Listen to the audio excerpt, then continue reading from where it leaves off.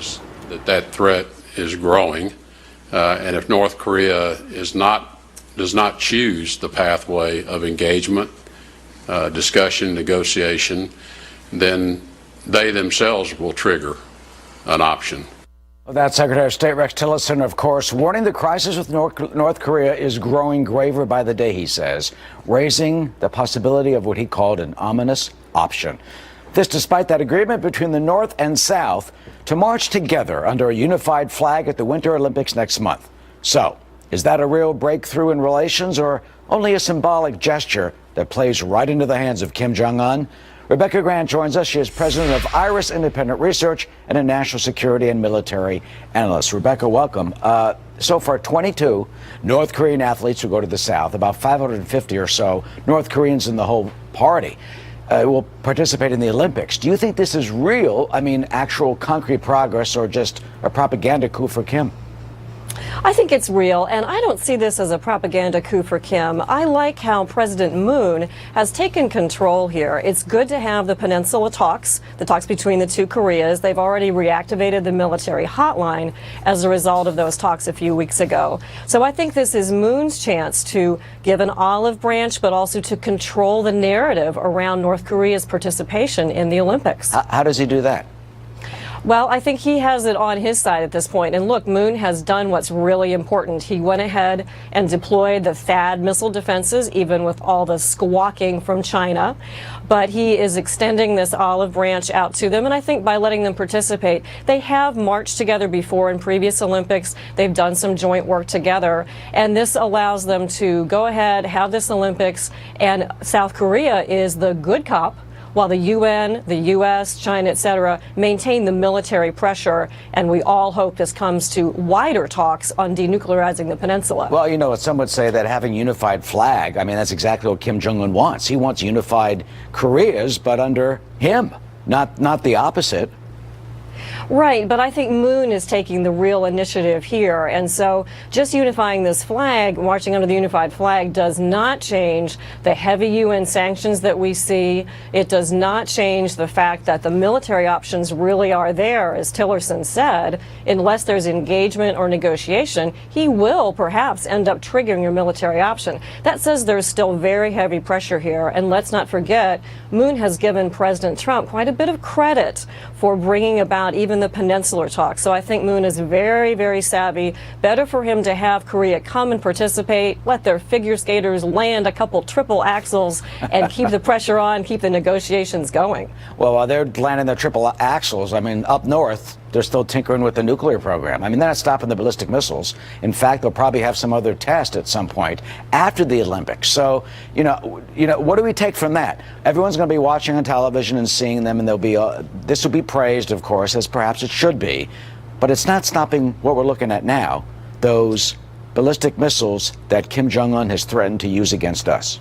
That's right. So don't expect the Olympics to move the needle on that big problem. The fact is, Kim made quite a bit of progress over the last 2 years, but there's still time to stop this program. There's a lot that the North Koreans have not done. They're missing some crucial types of tests. They don't have solid rocket motors. We don't know about their actual launch trajectory on a target trajectory. So the quicker we stop these tests, if he stops now, his arsenal still isn't all that great. So it's very much in the interest of the world, as the UN recognizes, to stop tests as soon as possible. We need to stop him right here. And when you say there's still time to stop his program, how is that achieved? I see that by particularly no more tests. What he's done is he's done some preliminary tests that have tested an intercontinental missile, but normally you would expect to see perhaps a dozen or so more tests to really prove out that capability. So let's make sure that he doesn't prove out that capability. Let's leave some doubt about the technical expertise that they have. So I see this being achieved by continuing pressure from the UN, assistance with Russia, China, and all the world together. So let them have their Olympic moment. Let South Korea learn everything they can from that contact with a few dozen or even a few hundred North Koreans. Let them take the temperature, get the insight, and keep the pressure on for those talks. That's fascinating. What do you think? What do you think they'll learn? Do you think any could defect? Well, let me paint this picture for you. There are talks that go on at the DMZ. You know, the militaries are involved. And I think it's certainly possible for the two Koreas to take the temperature of one another in a way that could perhaps tell us more about what's really going on inside North Korea. Hard to speculate beyond that, but it's a chance worth taking. And I think President Moon really has this under control by letting those North Koreans come and participate on his terms in his country. And bottom line, though, I mean, it is certainly not going to stop the nuclear program. Do you see a day where the world does have to accept that they cannot denuclearize the North unless that regime falls?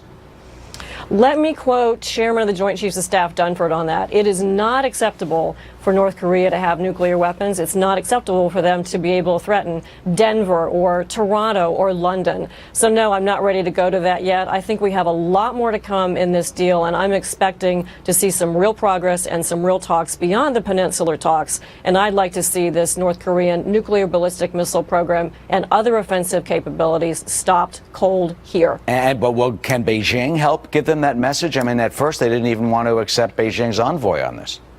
Military sources continue to say that Beijing is helping, but remember, North Korea has been pretty rough on them as well. The assassination of Kim's uncle a few years ago really sent a message to China. So we need to continue to give China time to work on this. They have to make sure that all the sanctions are tightened up. We absolutely need China's help here. Our role is to continue to keep the diplomacy going, as we saw in Vancouver, and to keep the military pressure on with our forces. B-1s, B-52s, B-2 bombers all at Guam, the Navy out in the Pacific. We need to keep that military pressure there. South Korea keeps its military forces and its jets on alert, even through the Olympics. So that combination of diplomacy, both public and quiet, and military pressure is what will bring this about. It's hard. It's not easy to do what we're trying to do, but we have to keep trying to denuclearize the Korean Peninsula and not leave Kim with that offensive capability. And finally, it is hard, and it's even harder when Russia and China aren't even a part of it. They have voted on the resolutions, yes. They've watered some down. They weren't even at the Vancouver summit, and there were reports that China still is trading, that Russia's helping with the oil. So what would you finally call on Moscow and Beijing to actually do that is concrete so that Kim could get the message? Right. They weren't invited to Vancouver. Trump did have a phone call with Xi Jinping in that time period. But here's what I want Moscow and Beijing to do. Continue the sanctions, tighten them up, stand behind us at the UN, and begin to cut off even more of that energy and currency supply and that black market economy. Do everything you can, denuclearize that peninsula.